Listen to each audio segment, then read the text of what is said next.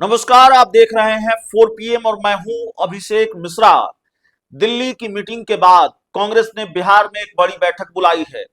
1 दिसंबर को बिहार में कांग्रेस की बड़ी बैठक होगी, जिसकी अध्यक्षता कांग्रेस के प्रदेश अध्यक्ष राजेश राम करेंगे।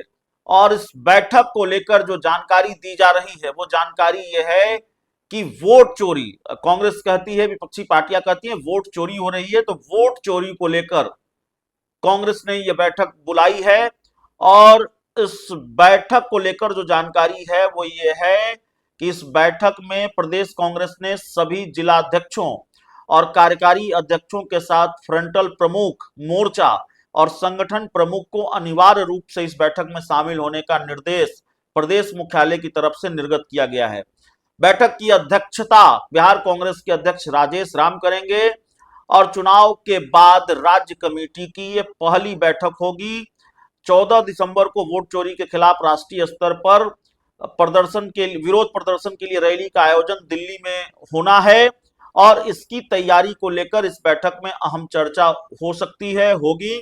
और बैठक में कांग्रेस पार्टी के द्वारा चलाए जाने वाले आगामी योजनाएं और कार्यक्रमों पर भी चर्चा होगी। तो एक तो वोट चोरी को लेकर जो दिल्ली में रैली होनी है उस पर चर्चा होगी, और आगे बिहार कांग्रेस कौन सा अभियान चलाएगी, बिहार कांग्रेस संगठन को धार देने के लिए और आगे क्या कार्यक्रम चलाएगी, सरकार को घेरने को लेकर क्या प्लान होगा, क्या नीतियां होंगी, इन सारी चीजों को लेकर इस बैठक में चर्चा होगी। तो एक महत्वपूर्ण बैठक दिल्ली में हुई, अब एक महत्वपूर्ण बैठक 1 दिसंबर को पटना में कांग्रेस की होने जा रही है। और क्यों होने जा रही है हमने आपको बताया, राजेश राम प्रदेश अध्यक्ष इसकी अध्यक्षता करेंगे। सभी जिला अध्यक्षों को बुलाया गया है और बाकी सारे नेता, फ्रंटल ऑर्गेनाइजेशन के प्रमुखों को बुलाया गया है। जो जानकारी निकल कर आ रही है, फ्रंटल प्रमुख, मोर्चा और संगठन प्रमुख को अनिवार्य रूप से इस बैठक में शामिल होने के लिए कहा गया है। दिल्ली की बैठक से क्या निकल कर सामने आया वो भी हमने आपको बताया। दिल्ली की बैठक में अलग अलग नेताओं से राहुल गांधी ने बातचीत की है, पार्टी के जो जीते हुए विधायक हैं उनसे बातचीत की है, पार्टी के जो हारे हुए प्रत्याशी हैं उनसे भी बातचीत की है, पार्टी के बड़े नेताओं से भी बातचीत हुई है। और इस मीटिंग को लेकर भी बहुत सारी चीजें निकल कर सामने आती रही। एक खबर यह भी निकल कर आई कि क्या प्रदेश अध्यक्ष राजेश राम ने इस्तीफे की पेशकश की है और उनका इस्तीफा ठुकरा दिया गया है, या फिर उनका इस्तीफा आगे हो सकता है, उनको थोड़ा इंतजार करने को कहा गया है।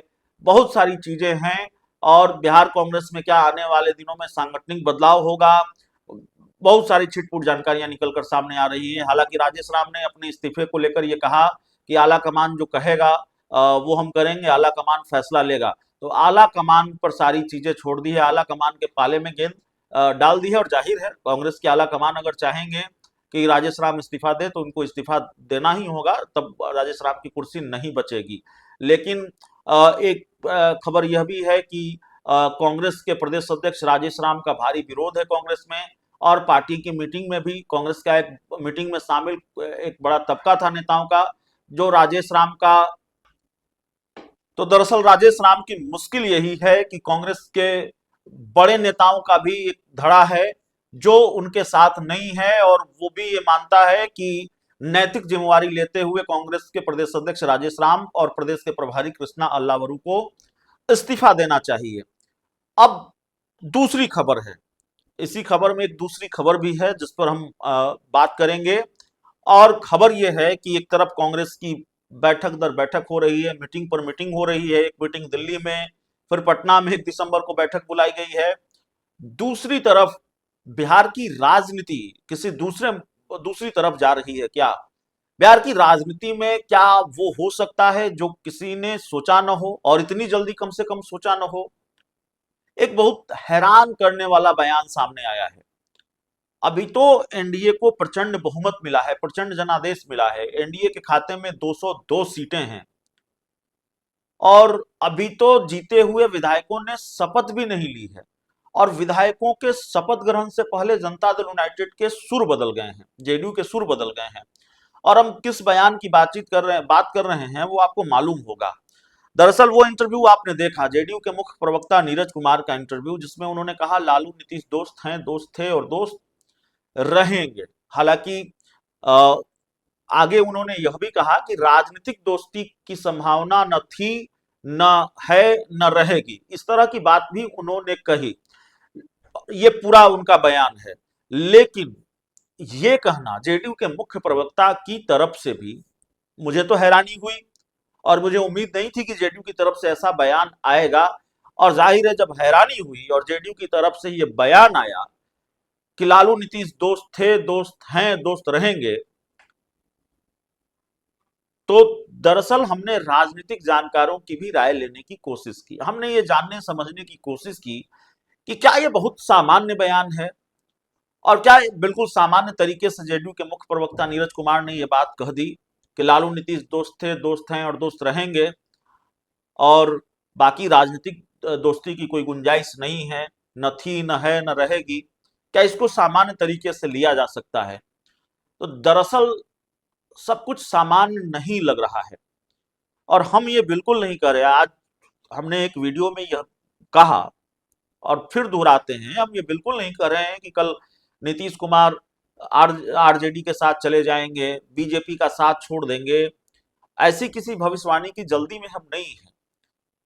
लेकिन राजनीति का गणित 2 और 2 4 का नहीं होता है, 2 और 2 5 का होता है। और जब इस तरह के बयान, जिसको सामान्य नहीं कहा जा सकता, और बयान किसका? जेडीयू के मुख्य प्रवक्ता नीरज कुमार का, तो जाहिर तौर पर यह सवाल उठेंगे, ये संकेत मिलेंगे कि आखिरकार बिहार की राजनीति में कुछ बड़ा होने की गुंजाइश अब भी है क्या? दूसरी तरफ इस सिक्के का दूसरा पहलू यह है कि सीटों का जो गणित है, वो गणित बिहार के मुख्यमंत्री नीतीश कुमार को किसी बड़े खेल की इजाजत नहीं देता है। इसके लिए उनको काफी मशक्कत करनी पड़ेगी। कोई बड़ा खेल वो तभी कर पाएंगे जब उनकी पार्टी के पूरे विधायक उनके साथ रहें, पूरे नेता उनके साथ रहें, दूसरी पार्टियों के कई विधायक भी उनके साथ आ जाएं। लालू यादव और नीतीश कुमार की दोस्ती इसलिए हो सकती है, और नीतीश कुमार के बिना बीजेपी की सरकार बन सकती है। लेकिन दोनों पहलू को ध्यान में रखना होगा।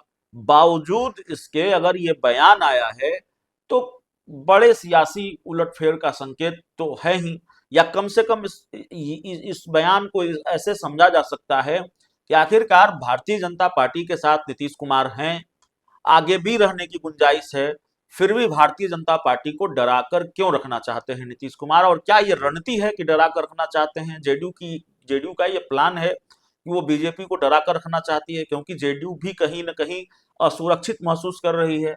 क्योंकि अब जो गणित है, वो गणित इस तरह से है कि बिना जेडीयू के, बिना नीतीश कुमार के भी भारतीय जनता पार्टी अपनी सरकार चला सकती है। चिराग पासवान के विधायक हैं, जीतन राम मांझी के विधायक हैं, उपेंद्र कुशवाहा के विधायक हैं। ये बात अलग है कि नीतीश अलग हुए तो उपेंद्र कुशवाहा और जीतन राम मांझी नीतीश का बीजेपी का साथ देंगे भी कि नहीं देंगे, या फिर वो नीतीश के साथ चले जाएंगे। ये सारा गणित है, ये सारा गुना भाग करने की जरूरत है, उसको समझने की जरूरत है।